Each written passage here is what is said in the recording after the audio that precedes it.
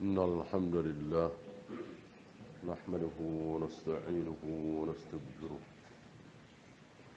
ونعوذ بالله من شرور أنفسنا ومن سيئات أعمالنا من يهده الله فلا مضل له ومن يضلل فلا هادي له أشهد أن لا إله إلا الله وحده لا شريك له وأشهد أن محمدا عبده ورسوله وبعد. Kita melanjutkan Al-Balad sampai 10 sudah ya. 11 sampai 20. Falaq tahamal aqabah. Kenapa dia tidak mau menempuh Aqabah? Aqabah ini satu jalan terjal di bukit di gunung. Allah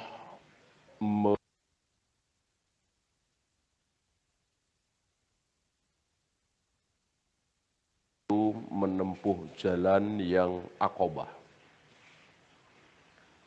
yang terjal, yang tidak nyaman, tapi demi kebahagiaan. Wa ma adraka mal aqabah.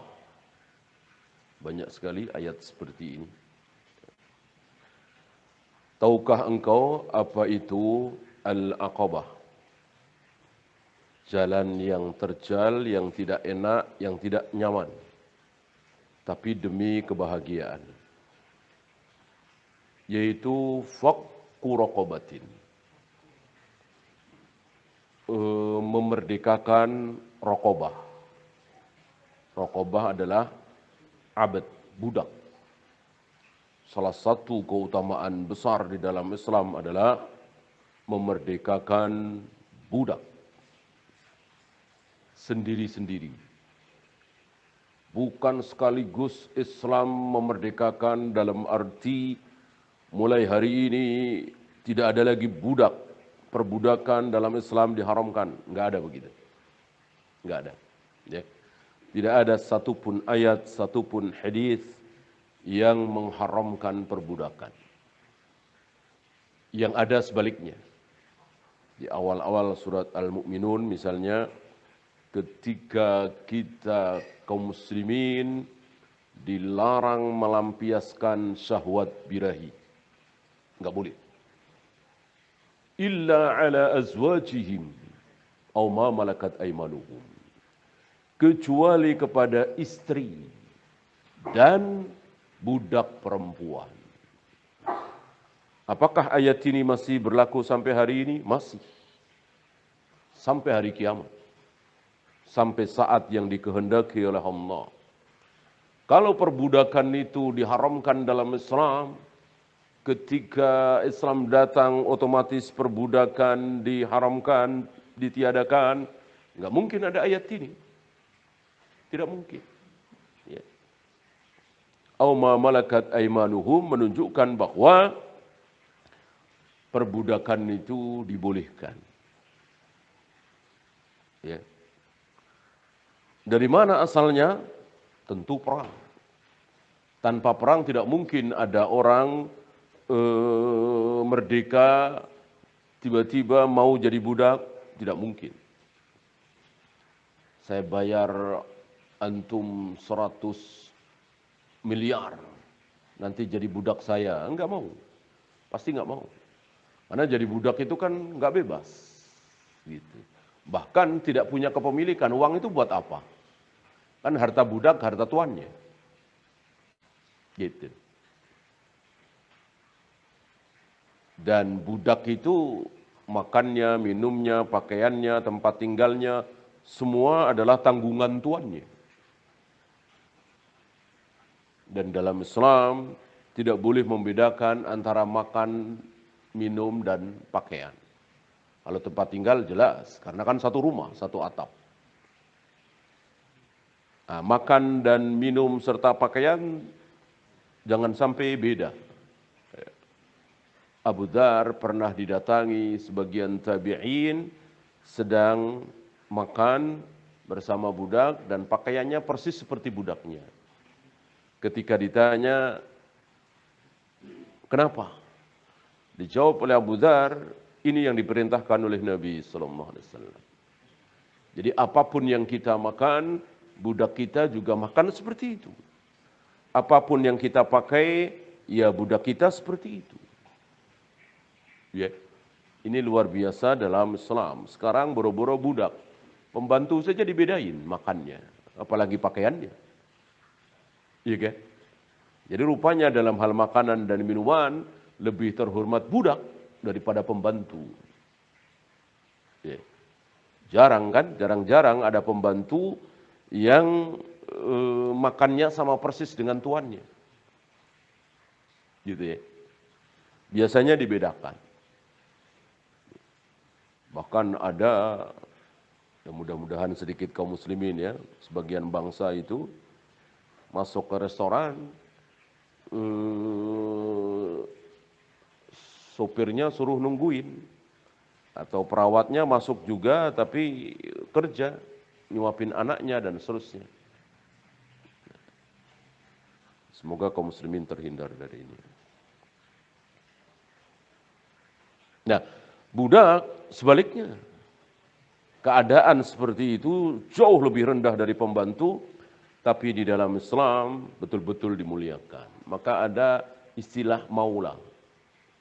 Maula itu bekas budak. Ya. Yang ketika dia dimerdekakan, dia masih ingin bersama tuannya. Gitu. Dia sudah dimerdekakan oleh Rasulullah. Sudah dimerdekakan oleh Hudzaifah, sudah dimerdekakan oleh Ibnu Umar, kan terkenal tuh.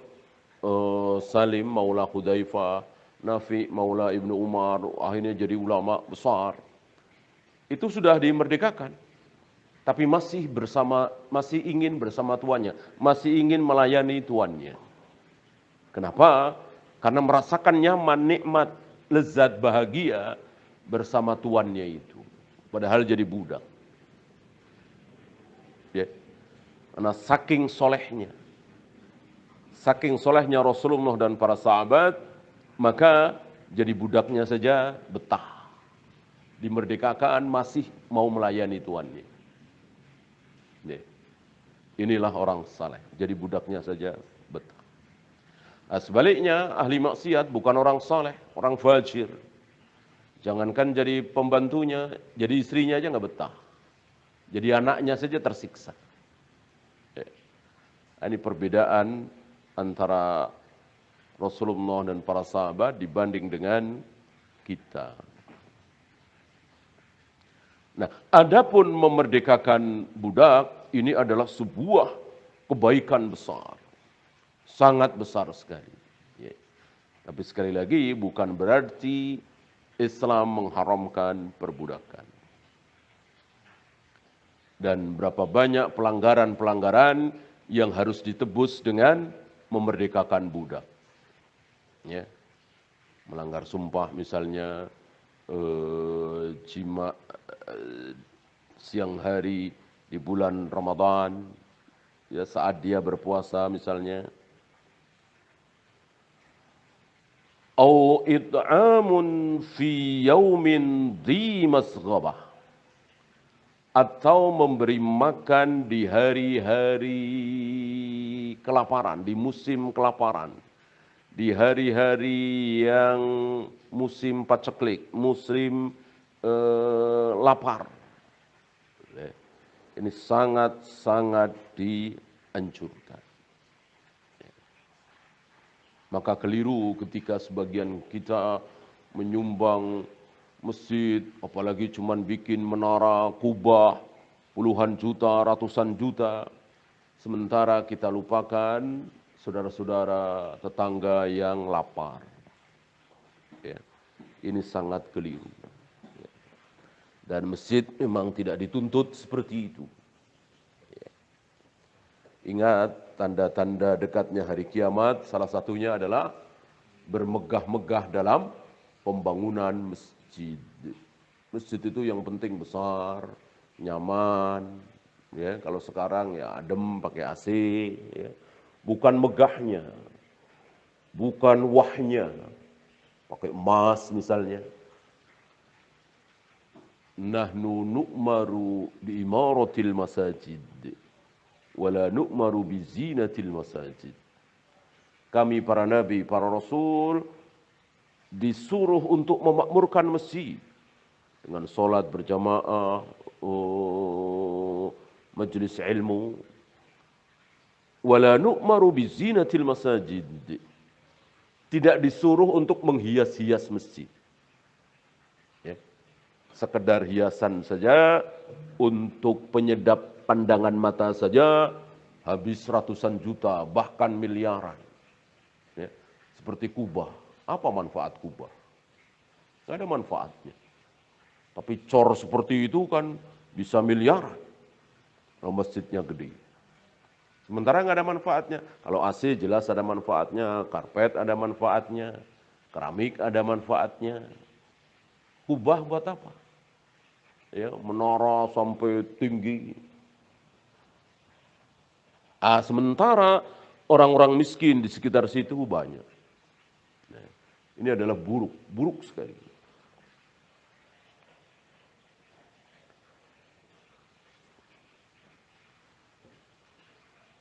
Yatiman dza maqrabah.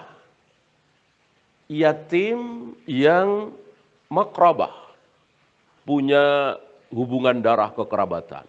Ini perhatikan dulu.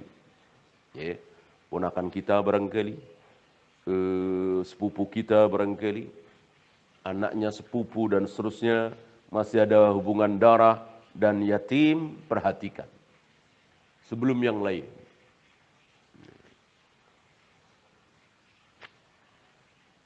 Au miskinan dza matrabah, atau miskin yang sangat fakir.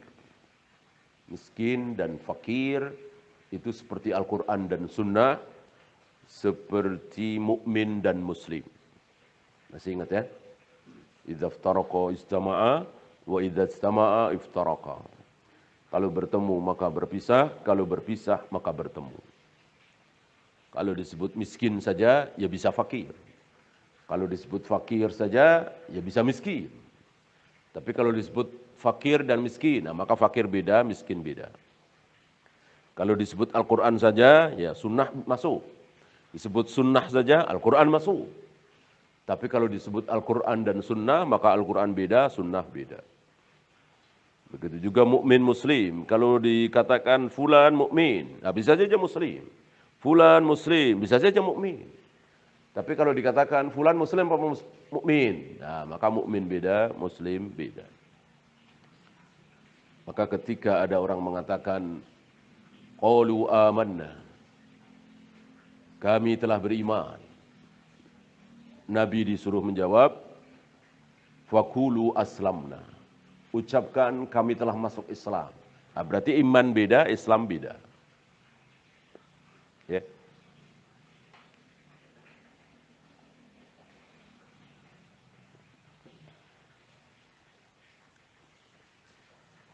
Dan banyak sekali ayat-ayat yang menganjurkan kita untuk memperhatikan fakir, miskin, masalah makan. Ya, daripada jor-joran bangun masjid, bangun ini, bangun itu. Tsumma kana minal ladzina amanu wa tawasaw bis sabri wa tawasaw bil marhamah. Kemudian di antara orang-orang yang beriman yang saling menasihati dengan sabar, saling menasihati dengan kasih sayang. Berapa banyak di antara kita menasihati tapi nggak ada kasih sayang. Dia bilang saya nasihati dia, tapi isinya nggak ada tanda-tanda dia itu kasih sayang sama yang dinasihati. Ya, tapi dia bilangnya nasihati. Saya nasihati. Saya nasihati kamu ini. Tapi nadanya nggak ada. Yang nadanya itu terkesan caci, maki, seolah dia puas.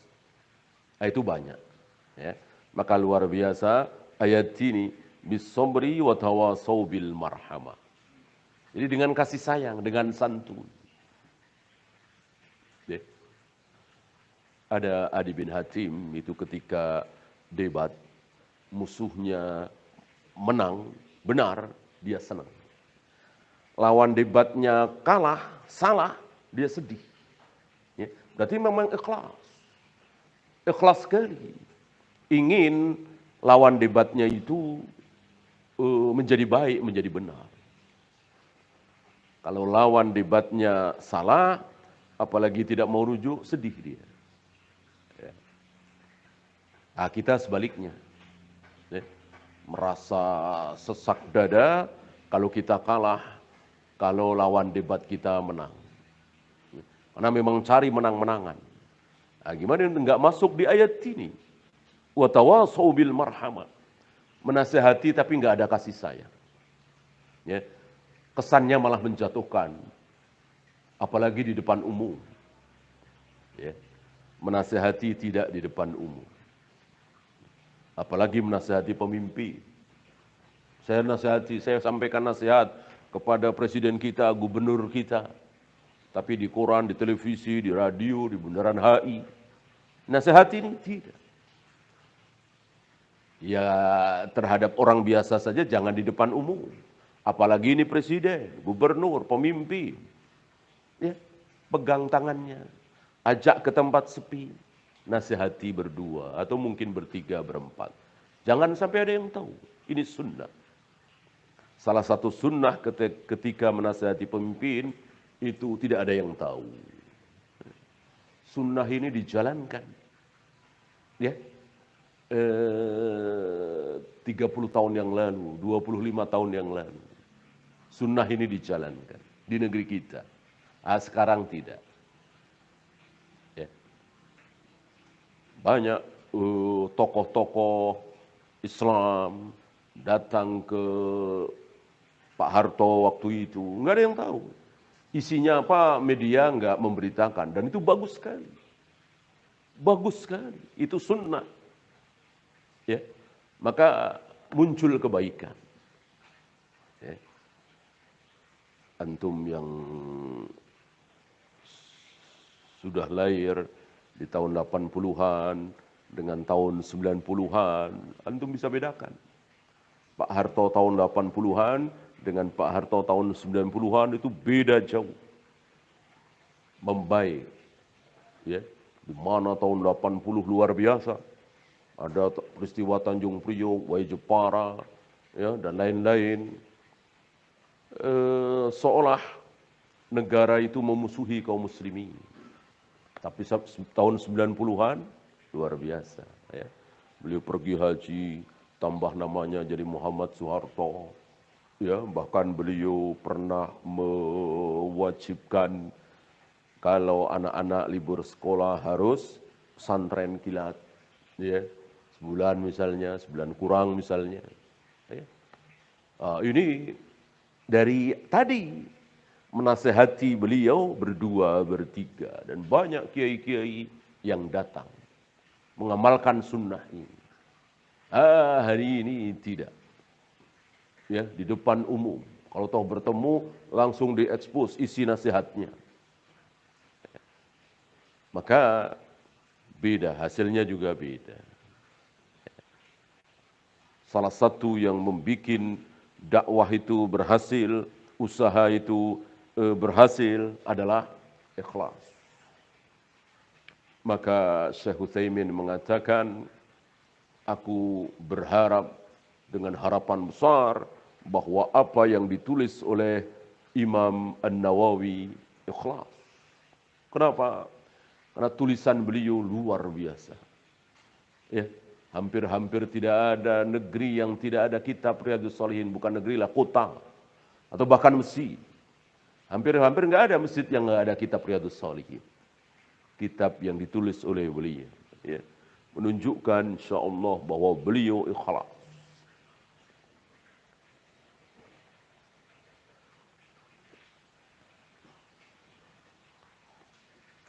Ulaika ashabul maimanah. Mereka ini adalah golongan kanan. Kanan tentu menunjukkan kebaikan. Walladzina kafaru biayatina hum ashabul masy'amah. Adapun orang-orang yang kufur mengingkari ayat-ayat kami, maka mereka adalah golongan kiri. Golongan kiri. Alaihim narum muqsadah. Di atas mereka ada api yang ditutup. Ya. Jadi tidak terbuka campur dengan udara, bukan, tertutup. Ya. Jelas panasnya luar biasa. Jauh lebih panas daripada yang terbuka. Ya. Maka kalau ingin panas maksimal, panasnya nggak kemana-mana, matangnya merata, ditutup. Ya. Kayak oven misalnya kan. Itu kan panasnya nggak kemana-mana. Begitulah kira-kira neraka yang akan dialami oleh orang-orang kafir itu. Narum muqsadah. Apinya itu menutup. Ya. Beliau membawakan beberapa riwayat ketika menafsirkan ayat ini.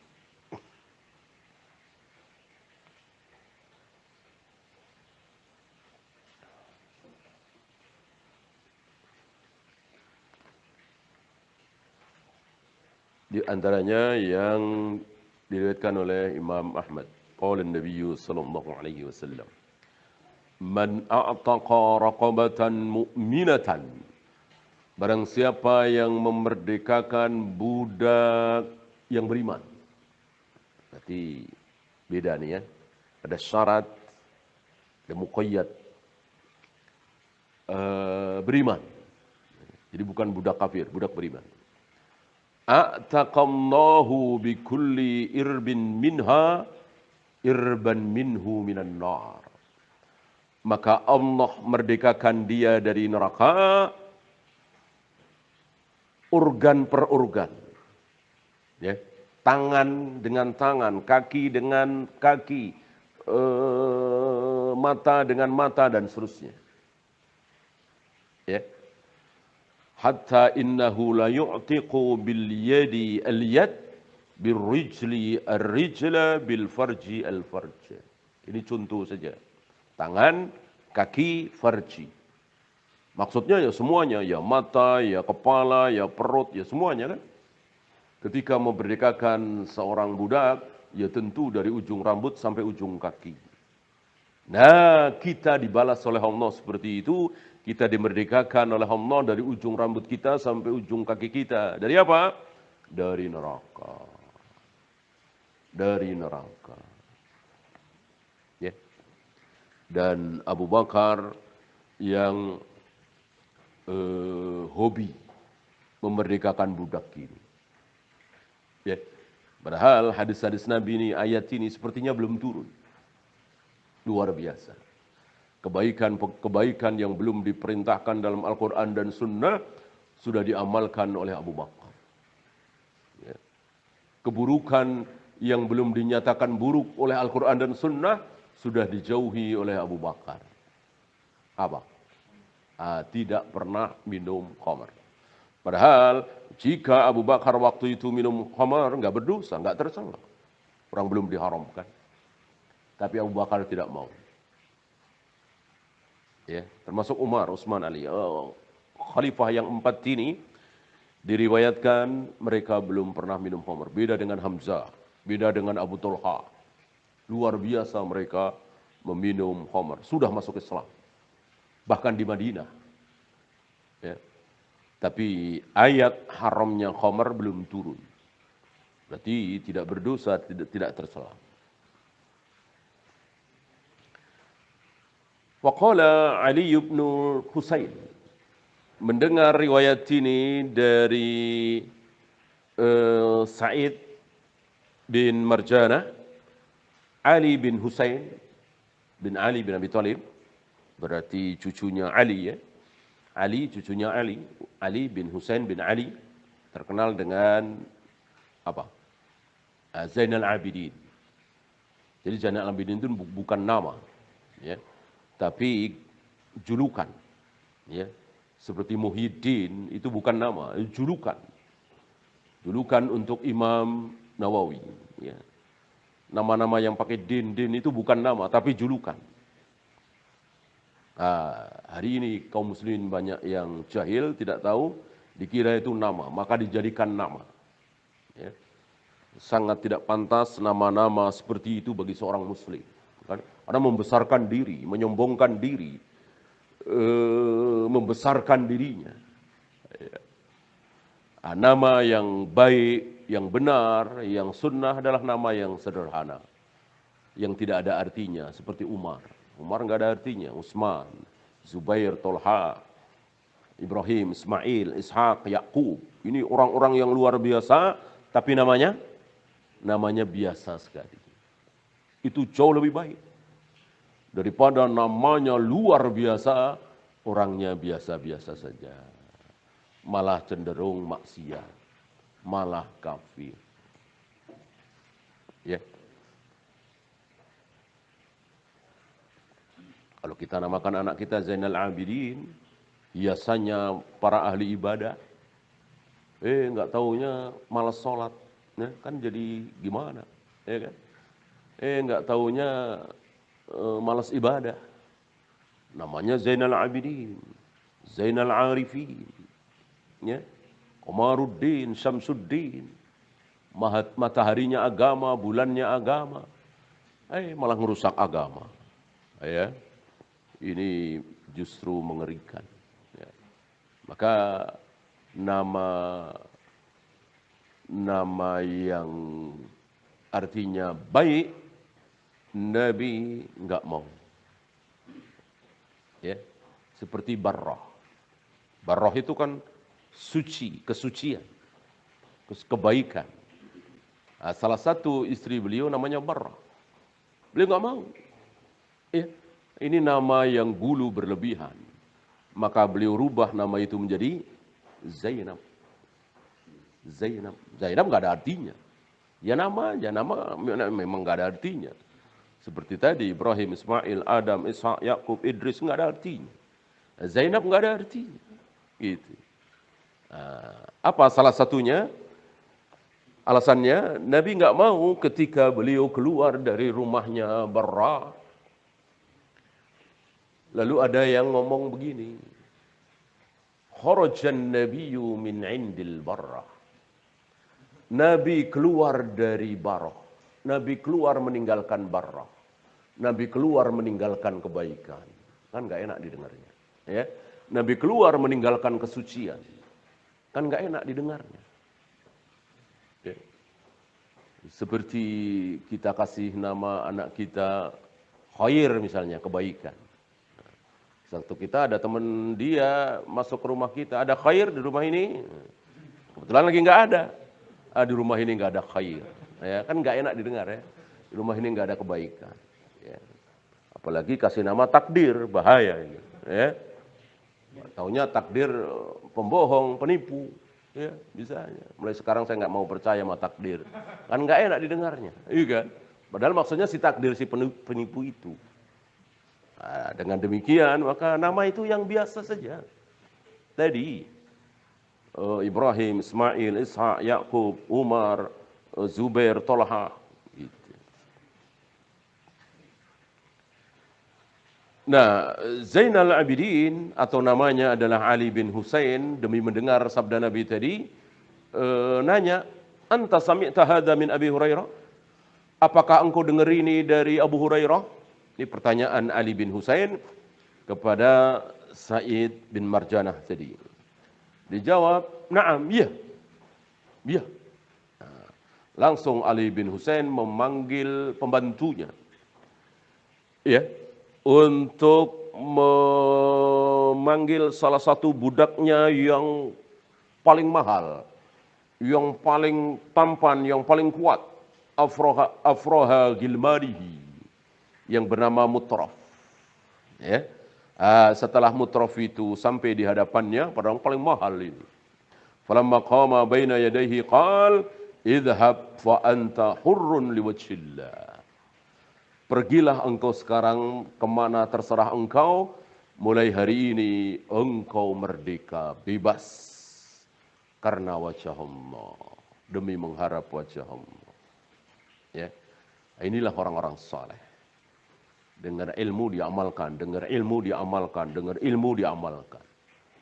Enggak kayak kita, lama mikirnya, ya, udah 6 tahun, 7 tahun baru diamalkan. Ya, pakai mikir dulu. Ada yang sampai belasan tahun baru keluar dari perusahaan bank ribawi, ya. Padahal tahu kalau ini perusahaan haram dari 13 tahun yang lalu, baru sekarang keluar. Ya. Lama mikirnya, itulah kita. Beda jauh dengan para sahabat.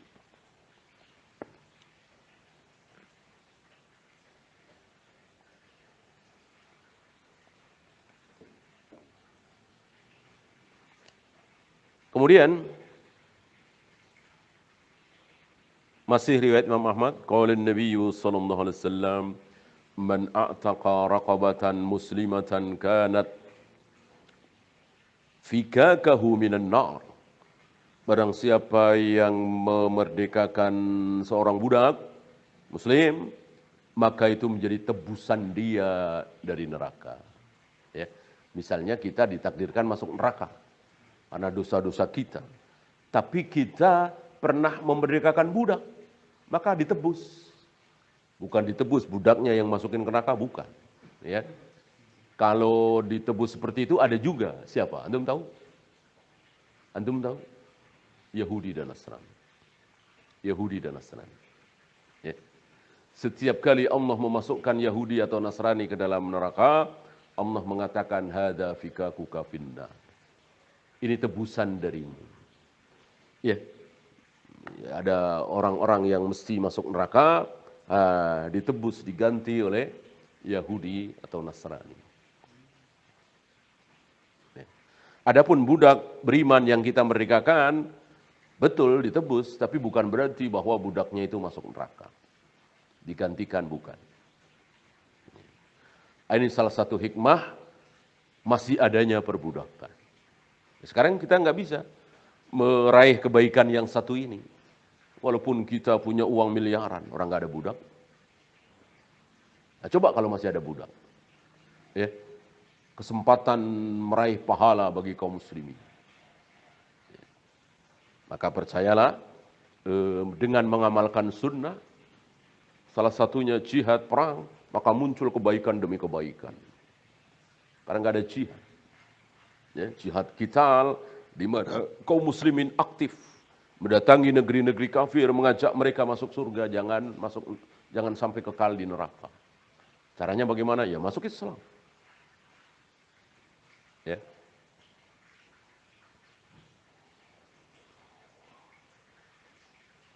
Udwun bi'udwin wa man syaba syaibatan fi sabilillah kanat lahu nuran yaumal qiyamah. Barang siapa yang beruban di jalan Allah, maksudnya ketika beruban itu dia berada di jalan Allah, beribadah. Kanat lahu nuran yaumal qiyamah, maka itu menjadi cahaya nanti pada hari kiamat. Wa man rama bisahmin fa balagha fa asaba aw aqta'a. Barang siapa yang melempar anak panah atau tombak atau apapun yang dilempar, tentu hari ini bisa pistol, senapan, fisabilillah. Fa asaba aw akhta'a, mengenai sasaran atau tidak, sama saja. Kama kamu'tiki raqabatin min bani Ismail, maka keutamaannya adalah seperti memerdekakan budak dari Bani Ismail. Dari Bani Ismail, bukan Bani Israel. Bani Israel mayoritas durhaka. Tidak seperti Bani Ismail. Bani Israel dipimpin oleh para nabi, para rasul saja seperti itu keadaannya. Bani Ismail nggak ada nabi, nggak ada rasul. Kecuali satu Nabi Muhammad SAW. Ya, sebelum itu kan tidak ada Bani Ismail di Mekah itu. Tapi luar biasa mereka bertauhid. Mereka benar, ya. Belakangan saja dirusak oleh Abu Jahal, Abu Lahab. Sebelum Abu Jahal, Abu Lahab, mereka bertauhid, menyembah Allah di Mekah. Cucunya Nabi Ismail, anaknya Nabi Ismail, cicitnya, anaknya cici, cucunya cici, dan seterusnya. Sampai zaman Abu Jahal, Abu Lahab. Rusak. Ya. Maka diutuslah Nabi Muhammad SAW untuk membenarkan kerusakan-kerusakan ini. Tapi mereka tidak terima. Ma wajadna fi aba'ana. Kami dapati bapak-bapak kami seperti ini, nenek moyang kami seperti ini. Ini salah satu ucapan Abu Jahal, Abu Lahab. Jangan sampai ditiru oleh kaum muslimin. Jangan sampai ditiru oleh ikhwan-ikhwan kita. Ini memang dari dulu begini nih. Gitu. Kalau beragama dari dulu begini nih. Bapak-bapak kami seperti ini. Ini ucapan Abu Jahal, Abu Lahab. Yang benar hanya satu, qala Allah wa qala Rasul ala fahmi sahabat. Dalil itu qala Allah wa qala Rasul ala fahmi sahabat. Kemudian masih Imam Ahmad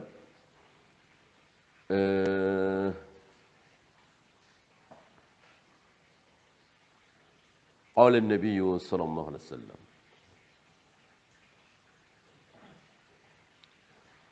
Man wulida lahu salasatu awladin fil islami famatu qabla an yablughul hinsa. Barang siapa yang punya anak 3 lalu dalam Islam ya, lalu mati sebelum balik, adkhalahumllahul jannata, maka Allah pasti akan masukkan dia ke dalam surga. Tentu sabar ya. Walaupun tidak disebutkan di sini sabarnya, tapi tentu jelas syaratnya harus sabar. Kalau dia ditinggal mati 3 orang anaknya ini tidak sabar, malah mengatakan Allah tidak adil, ya justru malah neraka. Ya. Sabar, sabar. Sabar itu bukan berarti nggak boleh nangis, nggak boleh sedih. Ya. Boleh nangis, boleh sedih. Yang tidak boleh, guling-guling, nyobek-nyobek baju, teriak-teriak, histeris, mengatakan tadi misalnya, ini takdir yang tidak adil misalnya. Wa man syaba syaibatan fi sabilillahi kanat lahu nuran yaumal qiyamah, tadi tentang uban yang bercahaya. Wa man rama bisahmin fi sabilillahi balagha bihi al-aduwa asaba aw akhta'a, tadi ya, melempar seperti memerdekakan budak. Wa man anfaqa zawjaini fi sabilillah, barang siapa yang menginfakkan 2 pasang.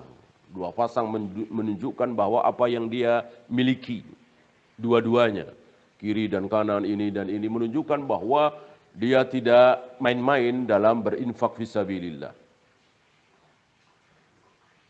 Fa inna lil jannati thamaniyata abwab yudkhiluhum Allahu min ayyi babin syaa minha. Maka Allah akan masukkan dia ke dalam surga dari pintu yang dia kehendaki. Ya, padahal pintu surga ada berapa? Ada berapa? Ada 8, samaniyah. Ya. Samaniyatu abwab. Dipersilahkan masuk surga dari pintu mana saja.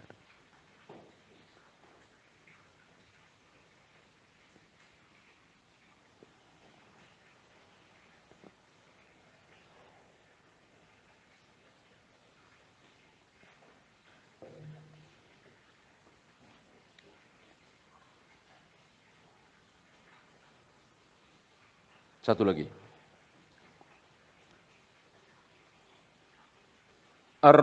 Ar-rahimuna yarhamuhumur rahman.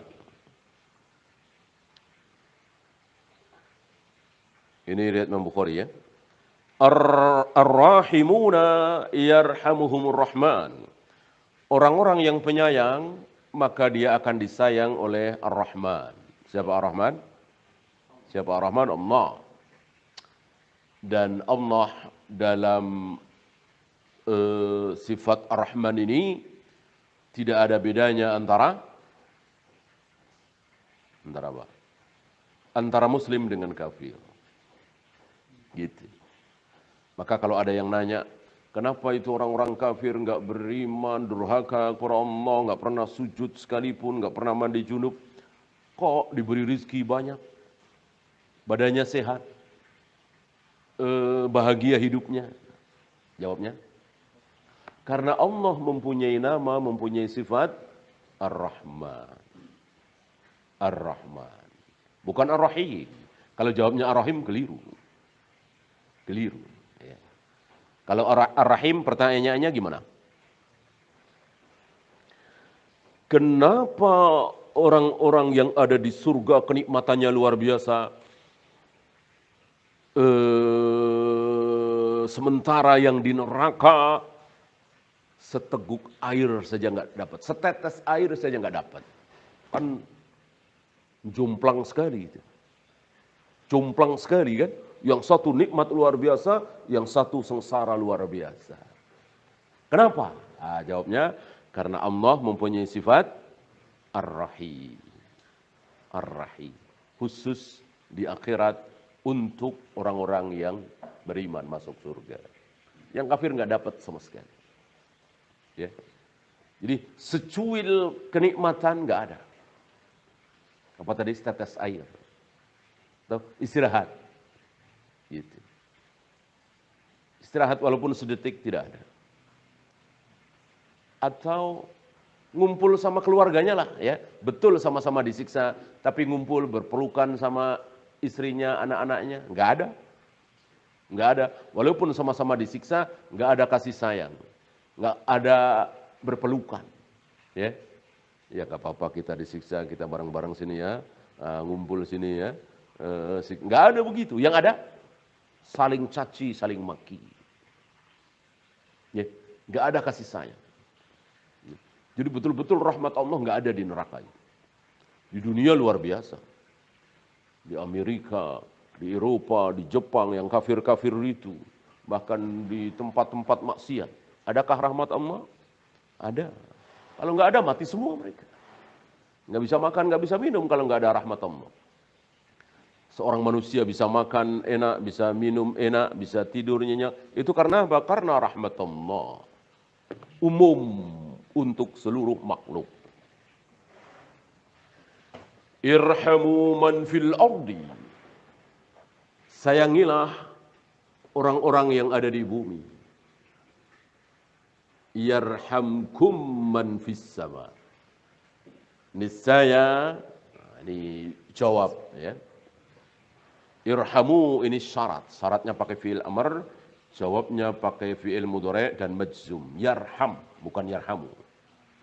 Niscaya kalian akan disayang oleh yang di langit. Masih mau nolak kalau Allah ada di langit? Betapa sesatnya, betapa batilnya orang yang menolak kalau Allah ada di langit. Ya, ini Nabi yang mengatakan. Siapa yang dimaksud yang di langit? Siapa lagi kalau bukan Allah Rabbul Alamin? Allah akan menyayangi kita yang ada di bumi ini kalau kita menyayangi sesama kita yang ada di muka bumi.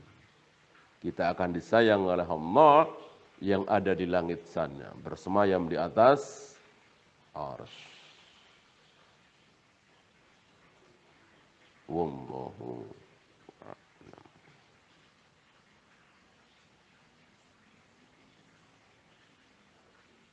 Ya, itu saja. Ada pertanyaan?